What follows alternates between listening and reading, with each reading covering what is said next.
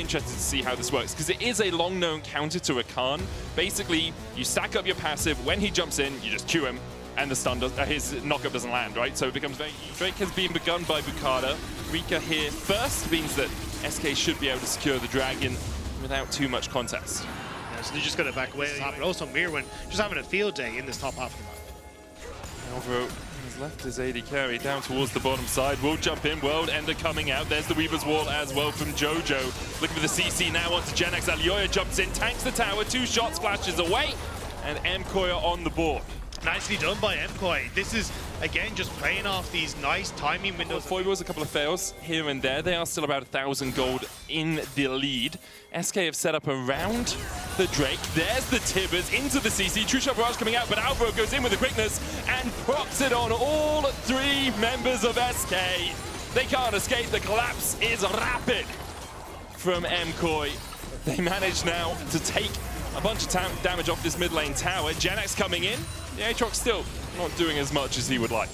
Yeah, but still managed to get the flash from Supa, but Movistar KOI set up well on the return punch. SK hoping to find some sort of pick, but now first dragon for Movistar KOI looking inevitable. Now Reeker has to flash away here as well, just trying to fight over something that he doesn't really need to fight over. Put back into the unraveled earth. Supa gets his second of the in-game. The Inferno Chains comes out with a Grand Starfall, and that will be 1 in response. Genex able to pick up the kill. Myrwn laid down the equalizer. Boukada jump forward. Aegis Assault keeps him alive for now. Elyoya still trading in. Keduii coming in from the side as well as he looks to join the fight. Alvaro forced low, but Genex forced lower. He goes back in a grave. Keduii getting chased out by Myrwn. The Flame Spitter will be enough if he had Leandries, but he doesn't quite have that item complete. Elyoya looking for the win, becomes lightning, has to flash as he tanks up a tower shot. And it's a little bit messy, but MKOI get out with a dragon and a 3K. Doesn't end up going for it. Movistar KOI then start to run away. Then there's a few more foibles as we go into the bot lane. Yeah, Genex is dead. Hex Drinker isn't going to shield you from the physical damage of Supa. No mystery. 12 minutes sub is really nice to get that Rod of Ages out. For now, I have to wait until we're about 25 minutes into the game. Genex caught in the side lane once again. His flash about to come off cooldown, but not quickly enough, methinks, as he's knocked up with a grand entrance. He makes a grand exit in a body bag. Yeah, 1 and 4 now. The Aatrox has not been having a fun time in the side lane, and Movistar KOI been doing a good job of jumping on, but Myrwn might be next. Round walk forward. So, nice job for Myrwn to escape away from that. Really solid from Myrwn. Still back for the fight if one does erupt. Rift held the only key point of neutral objectives, but you can still play for this mid lane tower. TP coming in. There's a Weaver's Wall to separate SK into 2 distinct entities. Reeker comes in and is stuck between a wall and a very hard place. Supa with his 5th of the game. And that's going to be another tower falling and the Rift Tower going to Movistar KOI alongside the 2 kills as well. We kind of face checked the last time around. Now this one's on you. We're like, no, I face checked last week because no one on this team wants to touch Movistar. Isn't there lore that Daisy's meant to be Annie's sister? Something like that. Yeah, something along those lines. Equalizer goes down onto Loopy. And Loopy, oh, the round walk. Leandries, guys, come on, come on. You think you can escape the fire and just oversteps, but Jojo's not doing that, right? Like, well, now. Oh, here he goes. Checks the wrong bush. Seismic shove. He misses, gets hit with the Tibbers, the chase is on. TP coming out, but the rest of MKOI are beginning to collapse, and SK are about to find themselves in a 4v5. Reeker tries to get the Realm Warp out, but can't get back in before the quickness locks him down. Genex on the wrong side of the wall now. Will get a shutdown onto Jojopyun. Equalizer onto the backline. Boukada caught first. The quickness coming out as well, as Keduii is locked up, and Elyoya will chase him down. Crescent Guard, more for the damage than anything else. It's an ace for 1 for MKOI. SK got their man. It's just unfortunate they had to lose everything for us. And now Movistar KOI with Myrwn pushing in. Have the damage. You just can't work your way through this MKOI lineup quickly enough. And there will be Atakan. It will be jungle camps stolen away as well. Yeah, and then even here, Jojo repositioned himself, but the ultimate was great. And the interrupt from Alvaro here as well, because Boukada was like, oh my god, I need to peace out, but there was just no hope.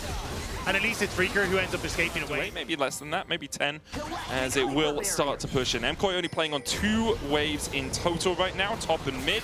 Bot wave a mile away from them. There's the Weaver's Wall to separate out the team. Keduii almost on the wrong side of the wall with the quickness coming out from Alvaro. He flashes forward into the equalizer. Loopy looking for the stun with the Tibbers as well, but it's only going to land onto Elyoya. SK are able to retreat for now, but the chase continues from MKOI. Good seismic shove onto Keduii, but he begins to open up. Mystic shots hitting Keduii with the barrier, able to survive for now. The inhibitor will go down. MKOI likely to back away. I mean, they got what they wanted. The inhibitors are gone. It was a good ultimate from Jojo to separate SK as well, so there isn't really any ability to fight back. Now with a soul in 50 seconds, you have options. It's just go and push in bottom side. You can commit to the play if SK ever overextend. If they don't, great, just fall back and get the soul for yourself. But you see here, nearly able to catch Keduii. To accelerate that process by pushing out that mid wave and forcing SK to have to play on 2 lanes at once. SK are also desperately trying to get Reeker up towards his items. Couldn't quite get the Zhonya's Arrows Glass, but at least has most of it. Oh, stun onto Alvaro, will dash away just in time to escape the tower shots. True shot barrage comes through and Alvaro goes down. SK get their third on the board in almost 30 minutes. And they delay the push out of MKOI. But they didn't really have to use anything either. Loopy still has his flash, still has that ultimate up and available as well, so MKOI have to be a little careful as they try and move forward towards this, but letting the creeps do the work at the moment. Yeah, you can see they're being very careful by just standing next to the cannon and saying, we can take a little bit of push, just take the Cloud Soul. And when Alvaro respawns, expect them all to reset and then push in with these super minions. The Jojo hovering the right side makes it easier for him to stay safe. Weaver's wall out.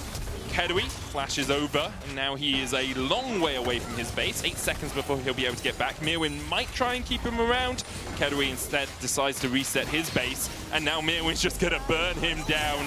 No barrier, no flash, no life left for Keduii. He will fall 20 kills to 3 now for MKOI. Yeah, I appreciate the attempt, but the target selection isn't there. You can see right there, super immediate cleanse as Loopy tries to go on him. Yeah, Grand Starfall coming out as well from Boukada. Aegis assaults backwards, knowing that's where all of MKOI are. Equalized down as well as Genex tries to survive through this, but just can't. Super flashing forward, pops the Featherstorm at the end, looking for the Quadra and will not claim it. Myrwn takes it. MKOI demolish SK in game 1. That was clean from MKOI.